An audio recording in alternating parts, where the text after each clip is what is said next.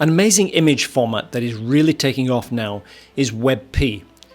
It was an image format originally created by the Google team. When it first came out, it wasn't compatible with that many browsers, but today it is 100% compatible with all the latest versions of every browser.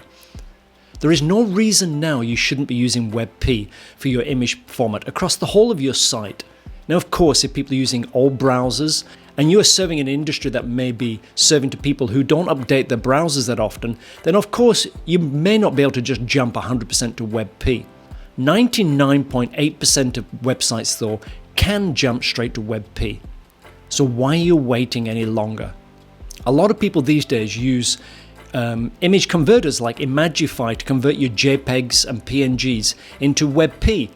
Really, you should be creating all your images at source using WebP itself. Let me show you now how you can create a WebP image using Photopea. This is an online version of a cut down version of Photoshop. Let's have a look now and see how you can do that.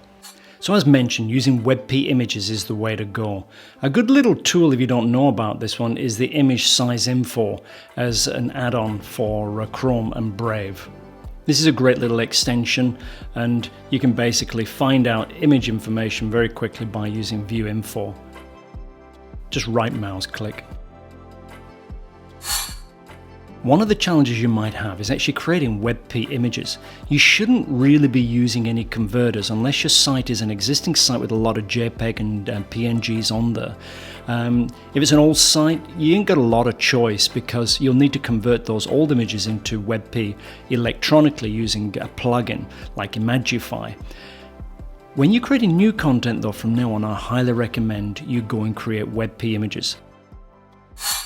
And this is a great tool, Photopea, and it's like a Photoshop cut down online. It's free. It's a brilliant tool. I use it all the time. Let me create a new image and I'll show you a comparison between PNG, WebP and JPEG.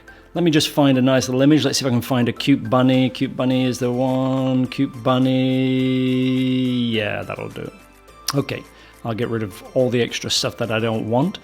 Now go up to the File menu, choose Export As, and you'll notice in here that there is no WebP option. So you go down here to the More, and there it is. Go to WebP, and you've got a preview here on the left, which is brilliant. And down the bottom here, it's telling you the actual size, 10.3 kilobytes. If you use the slider, you can see very quickly that the image actually degrades or improves. There's a degradation, and there's an improvement. And you can see the associated file size with that and the quality percentage.